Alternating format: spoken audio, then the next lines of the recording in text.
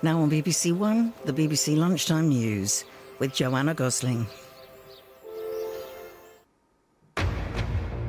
Russia says 3 people are dead after a drone attack on one of its air bases. Moscow blames Ukraine. The air base is around 300 miles northeast of Ukraine's border with Russia. The Ukrainian military have not officially commented on the attack. We'll have the latest from Moscow, also in the programme. At least 38 people have died as the severe Arctic freeze continues across the US and Canada. Shoppers are expected to spend less at the sales this Boxing Day as the cost of living bites. And the robots being sent down our water pipes to check for leaks.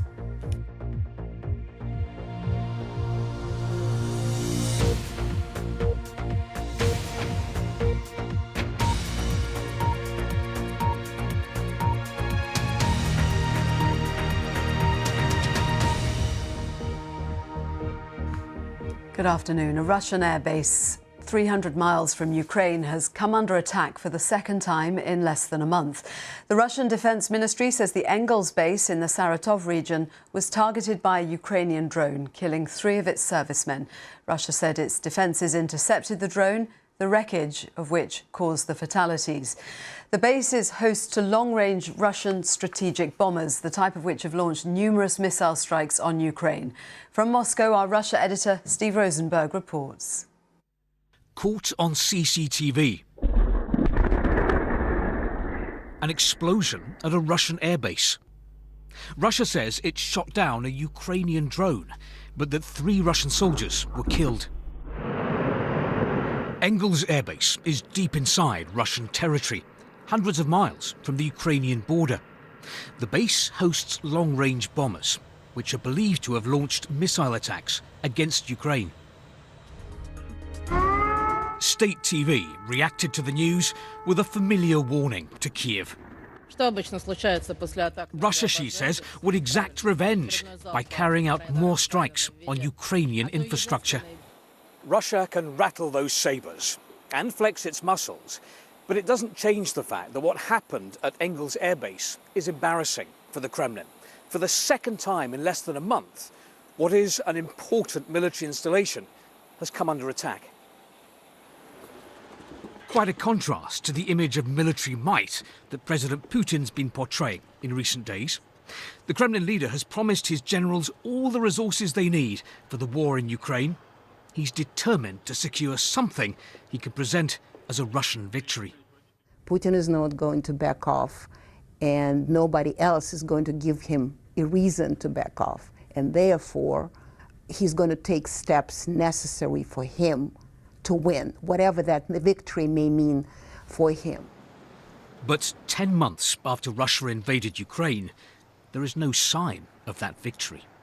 Instead, the war the Kremlin started is moving closer to home. Steve Rosenberg, BBC News, Moscow. At least 38 people are now known to have died due to the severe Arctic freeze that continues to affect the US and Canada. One of the worst hit areas is the city of Buffalo in New York State, where the governor called the storm an epic, once-in-a-lifetime event. Emily Unia has the latest. The Arctic storm pummeling the US and Canada caused Christmas chaos for millions. Thousands of flights were cancelled and roads and railways were closed or impassable, preventing people from reaching friends and family. Emergency services battled treacherous conditions to carry out rescues, and fatalities have been confirmed in numerous states. In New York State, one of the worst hit areas was Erie County. In Buffalo City, driving was banned and at least a dozen people died. To all who've lost a loved one, and some of those folks may not even know it yet, just you have our deepest condolences. This has just been a horrible, the worst type of storm you can imagine. And you have my deepest condolences on behalf of the people of Erie County for the loss of a loved one on Christmas Day. Rolling blackouts left more than 1.5 million people without power on Christmas Day. Connections are now steadily being restored. In South Florida, iguanas froze and fell from trees. They won't get moving again until temperatures rise and they can thaw out. It may be a while, though. The storm is beginning to ease off, but freezing conditions are likely to continue for a little longer. Emily Unia, BBC News. Let's get more from CBS correspondent Jared Hill, who's in New York. Jared, over to you. Yeah, Joanna, I mean, this has been a massive storm here in the United States. This has impacted about 60% of the U.S. population in some way, shape, or form was under some kind of winter weather advisory or warning over the course of the weekend. This has also been really difficult when it comes to holiday travel. Christmas was just yesterday. We saw about 3,000 flights here in the United States canceled on Christmas Day. About 1,400 flights have been canceled at last check for today. And this is expected to be one of the busier days for people to travel, trying to come back home or back from wherever they were visiting over the holiday weekend. And so this is going to be a long-lasting impact for this storm. Back to you. Thank you, Jared. A woman injured in an explosion at a block of flats in Jersey earlier this month has died in hospital, becoming the 10th victim of the tragedy. Kathleen McGuinness, who was 73, died on Christmas Day. She lived in a building adjacent to the one that collapsed. Boxing Day sales are underway in high streets and shopping centres across the UK, but shoppers are expected to spend less this year as households are squeezed by the high cost of living. Katie Austin reports. In Liverpool this morning, the shoppers were out and about early. I was there at 7:30.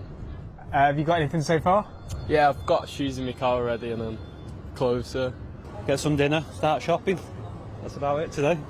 Cost of living, you know, you've got to grab a bargain. These days, not all retailers open on Boxing Day. Some started their sales well before Christmas, and more customers choose to buy online. But for this big shopping centre in Liverpool, it's still a crucial week. It's very important for retailers and ourselves. Boxing Day gives the retailers the chance to clear some of that stock that they perhaps didn't sell before Christmas. It gets the price reduced, which makes it much better for the customer. Boxing Day is actually one of the quieter days of the week. It builds up throughout this week into some quite extraordinary numbers. Cost of living pressures are expected to put a dampener on spending this year, but the manager of this store is optimistic. People are just being a bit more savvy with the money. I think people are now looking into what they're buying a lot more than they used to be, but we are still trading quite well as a lot of retailers. You look around the high street, you still see a large amount of people around spending money as well. A company that tracks how many people are out in shopping areas thinks footfall will be lower than pre-pandemic levels, but better than last year. January, February, March, so the first quarter of 2023 is going to be quite tricky for a lot of people. But I think this first Christmas post-COVID, people are making the most of it and will be making that most of the sale period as well. Those planning to travel to the shops or anywhere else in person will find the few trains which normally run on Boxing Day are going nowhere as RMT members at Network Rail continue strike action. And the roads are expected to be busy as well, both with shoppers and with football fans going to those Boxing Day games. The AA predicted that more than 15 million cars would be out on UK roads today. Here in Oxford Street, a major retail destination in central London, things have picked up. It is now getting very busy here, both with locals and tourists coming out to see what is on offer. The Boxing Day sales may not be quite the event they once were, but retailers are hoping that after a tricky year that those heavy discounts can attract the customers, whether it's here in stores or online. Thank you, Katie. South Korea says it has scrambled fighter jets and attack helicopters to try to shoot down several unmanned drones flown into its airspace by North Korea. Around 100 rounds were fired from helicopters, but this failed to bring any of them down. One of the drones was reported to have flown close to the South's capital, Seoul, prompting the temporary closure of 2 major airports. Scientists have developed miniature robots called pipe bots to patrol our water supply network to check for faults and prevent leaks. About 3 billion litres of water are lost every day through leaks across hundreds of thousands of kilometres of water pipes in England and Wales. That's according to the water industry's regulator, Ofwat. Researchers say maintaining those underground pipes will be impossible without robotics. Here's our science correspondent, Victoria Gill. The water company here in Essex has detected a leak, but to find its location and fix it, they'll need to dig through a complex maze of pipes. Basically, we have a 9-inch cast iron water main that runs down the whole street, and we've got a leak on the back of the T. But the sewer's sitting on top of our main, and we've also got a gas pipe in the top of the hole, and we've obviously got bands of electric over the back of the hole, which makes it very difficult for us. This team's been digging on this site, investigating for 4 days now, and they still haven't pinpointed exactly where this leak is. Across England and Wales, about 20% of the water supply is lost through leaks. That is steadily decreasing, but water companies say finding the smallest leaks is one of their biggest challenges. The water industry's economic regulator Ofwat says leakage in England and Wales is now at its lowest level ever. But 3 billion litres per day is still lost to leaky pipes. That's enough to fill more than 1,000 Olympic-sized swimming pools. Companies have agreed to cut that wasted water in half by 2050, and Ofwat says more needs to be done. We've covered off all of the kind of big leaks that people will see. It's the smaller leaks, so this one wasn't visible, and it's more and more of those leaks that we need to find to really drive down that leakage performance. No one wants to see water wasted, but it's new innovations that are going to really drive that leakage down. Innovations like these. These are pipe bots, water main patrolling robots being developed in a lab at Sheffield University. This is a camera and the lights, and there is a little microphone. The sensor-laden robots are small enough to travel through a pipe and check for damage. It's a very long network. It's about 1 million kilometers. So in order to understand what's going on in the pipe, we need to have a presence of robots in these pipes, so we can continuously collect data about onset of faults. The first teams of artificially intelligent pipe bots could be put to work underground within 5 years. The tiny machines are designed to be deposited into manholes, then search for faults and cracks before pipes burst or leak. If you think about the state of our infrastructure, it is so urgent to do something. It's underground, it's inaccessible. These are some of the most inhospitable environments on Earth. Without robotics, we're just not going to be able to do it. Essex and Suffolk Water is also testing sealants that can be injected into pipes to plug leaks without having to dig. But with the smallest leaks still so difficult to locate, for now, they'll have to keep excavating. Victoria Gill, BBC News. Now, time for a look at the weather. Here's Thomas Schaffenacker. Season's greetings, Thomas.